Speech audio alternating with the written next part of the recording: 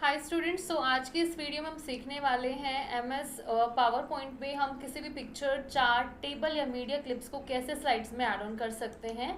इसके बहुत ही simple steps रहते हैं। तो फॉर्मेट मेन्यू से ही हम ये सभी चीज़ें सिलेक्ट करेंगे और उसमें जो भी लेआउट्स गिवन है, चाहे वो कंटेंट लेआउट को सिलेक्ट कर लीजिए, है ना। अब डिपेंड करता है कि आपने क्या इंसर्ट करना है। अगर आप पिक्चर इंसर्ट करना चाहते हैं तो जो भी वहाँ पर आपके पास पिक्चर का पॉइंट डिस्प्ले हो रहा है वहाँ पर आप क्लिक कर सकते हैं और स्लाइड में उसको अटैच कर सकते हैं। अगर आप एक चार्ट इंसर्ट करना चाहते हैं तो जो भी टेबल आपने रेडी कर रही है, जिसकी बेस पे आप चार्ट बनाना चाहते हैं, उसको डाटा शीट कहा जाता है बेसिकली।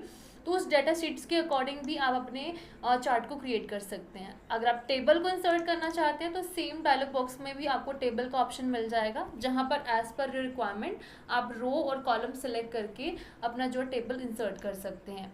तो बहुत ही इजी स्टेप होने वाले हैं। तो इन स्टेप्स को हम थोड़ा सा प्रैक्टिकली समझ लेते हैं कि किस तरह से यूज़ होंगे।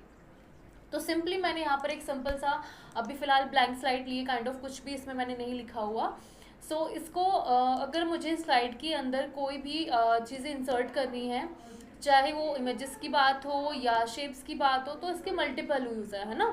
एक होता है कि अगर आपने सिंपल ब्लैंक स्लाइड ली है तो वहाँ पर वो चीज़ इंसर्ट करना चाह रहे हो तो आप इंसर्ट टैब यूज़ कर सकते हो। अदरवाइज आपके पास सपोज आपने यहाँ पर ऑप्शन गिवन है, बहुत सारी कैटेगरीज भी गिवन होती है यहाँ पर, है ना।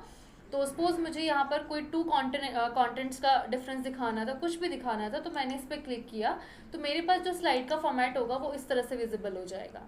अब यहाँ पर जो चीज़ों की रिक्वायरमेंट है आप बस क्लिक करेंगे और वो चीज़ आप यहाँ पर क्रिएट कर सकते हैं। फॉर एग्जांपल मुझे यहाँ पर एक टेबल क्रिएट करना है या मुझे एक चार्ट क्रिएट करना है। फॉर एग्जांपल मैं चार्ट क्रिएट करना चाह रही हूँ, तो मैंने इंसर्ट चार्ट पे जैसे क्लिक किया तो मेरे पास यहाँ पर चार्ट्स क्रिएट करने के डिफरेंट डिफरेंट फॉर्मेट्स आ गए हैं। अब जिस भी चार्ट को क्रिएट करना है आप इस पर ओके करेंगे।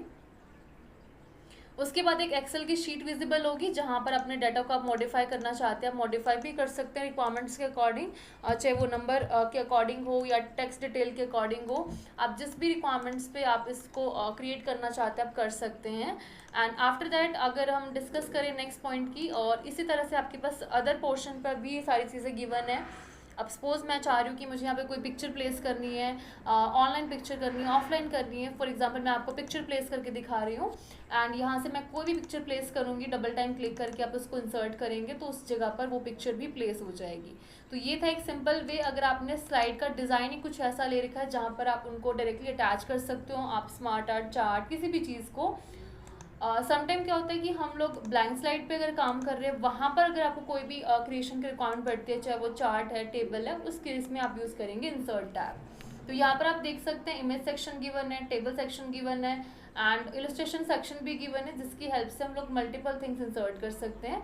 फॉर एग्जाम्पल अगर मैं पिक्चर का एग्जाम्पल लूँ तो एग्जाम्पल अगर हम लेते हैं पिक्चर का, तो पिक्चर्स पे जाकर आप यहाँ पे इंसर्ट कर सकते हैं। फॉर एग्जांपल मैंने यहाँ पर लाइट हाउस पिक्चर इंसर्ट करनी, इंसर्ट पे जैसे क्लिक करेंगे तो ये मेरी स्क्रीन पर जो है इस तरह से पिक्चर एक प्लेस हो जाएगी।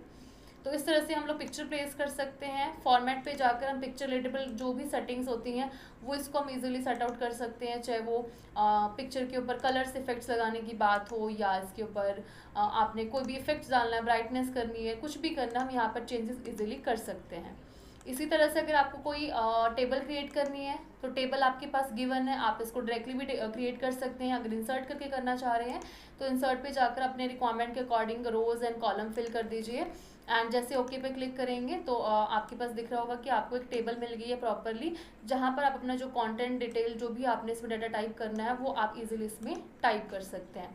इसी तरह से इफ़ यू आर रिक्वायर्ड कि आपने कोई चार्ट क्रिएट करना है तो चार्ट का ऑप्शन भी इस तरह से हम लोग जो है रेडी कर सकते हैं with help of given option. तो जैसे मैंने यहाँ पे चार्ट के लिए डिज़ाइन लिया एंड अगेन आपके पास एक्सेल की वर्कशीट आ रही होगी जिसके ऊपर हम लोग चार्ट में जो रिक्वायर्ड डाटा है वो इजीली चेंज कर सकते हैं जो भी आपकी रिक्वायरमेंट्स होंगी।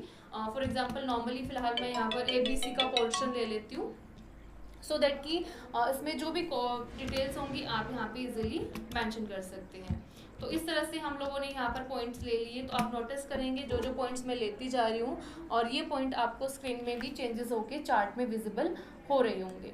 तो इस तरह से बेसिकली हम लोग जो है आराम से अपने रिक्वायरमेंट के अकॉर्डिंग चार्ट, पिक्चर, इमेजेस कुछ भी जो है अपनी स्लाइड में ऐड ऑन कर सकते हैं। होप सो ये इजी से स्टेप्स आपको समझ में आए होंगे। Thank you.